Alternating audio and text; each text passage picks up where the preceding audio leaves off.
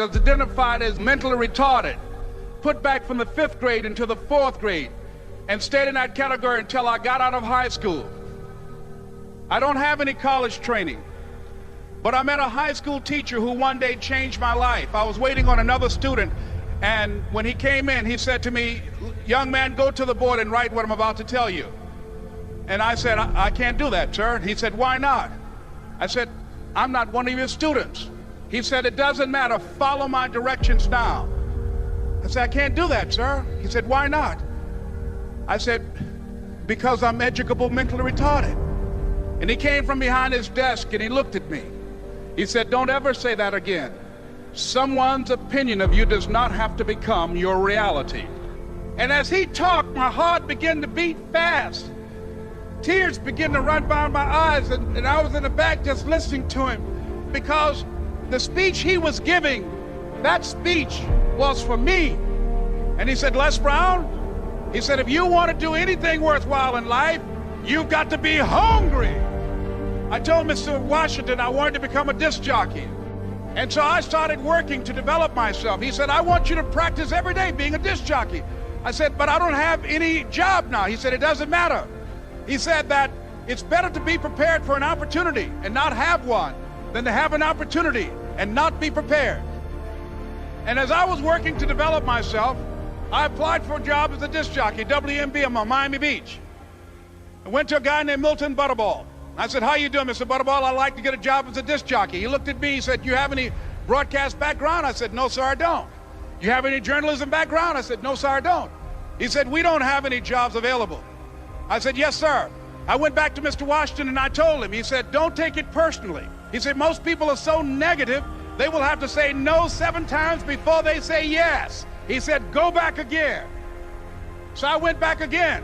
I said, "How you doing, Mr. Butterball? My name is Les Brown." He said, "I know what your name is. What do you want?" I said, "I'd like to know whether or not you have any jobs as a disc jockey, sir." He said, "Didn't I just tell you yesterday we didn't have any jobs?" I said, "Yes, sir, but I know whether or not somebody got laid off or somebody was fired, sir." He said, "No one was laid off or fired. Now get on out of here." I came back the next day like I was seeing him for the first time. I said, "Hello, Mr. Butterball, how are you?" He looked at me with rage. He said, "Go get me some coffee." I said, "Yes, sir." And I went to get him some coffee. After a while, I would get their lunch and dinner, and I would go in the control rooms and take the disc jockeys their food, and I would not leave until they would ask me to leave. One Saturday afternoon, while I was at the radio station, a guy named Rock was drinking while he was on the air.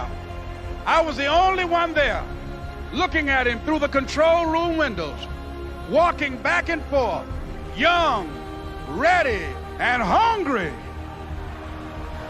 Pretty soon the phone rang, and it was the general manager. And I answered the phone. I said, "Hello?" He said, "Les, this is Mr. Klein." I said, "I know." He said, "Rock can't finish his program." I said, "I know." He said, "Would you call one of the other DJs in?" I said, "Yes, sir." I hung the phone up. I said, "Now he must think I'm crazy."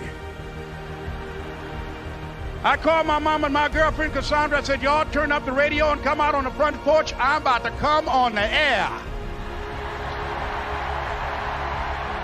I waited for about 20 minutes, and I called him back. I said, "Mr. Klein, I can't find nobody." He said, "Young boy, do you know how to work the controls?" I said, "Yes, sir." He said, "Go in there and don't say nothing here." I said, "Yes, sir." I couldn't wait to get behind those controls. I put on an old Stevie Wonder record called Fingertips.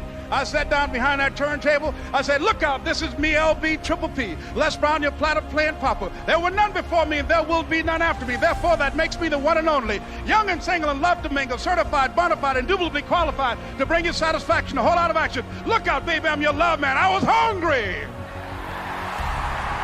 I was hungry. You got to be hungry. Begin to know that you have greatness within you.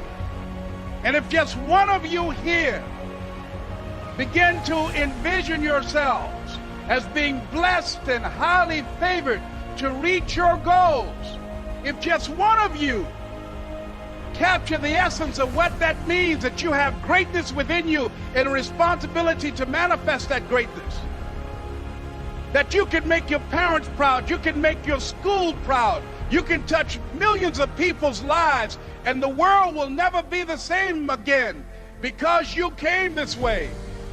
It was hard, ladies and gentlemen, coming to speak to people. And I was facing financial difficulties in my own life.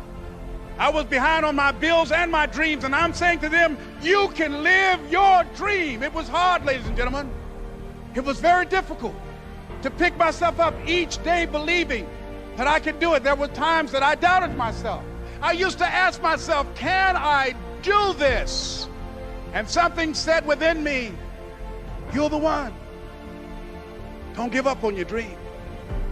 By continuing to push forward, by continuing to run toward my dream, that one day I would have my own talk show. It's a long shot, ladies and gentlemen, from Liberty City, an abandoned building on a floor, never knowing my mother or father. It's a long shot. Being here with you today in this dome in Atlanta, it's a long shot. No college training, labeled educable, mentally retarded, but I kept running toward my dream. Don't stop. Don't stop running toward your dream.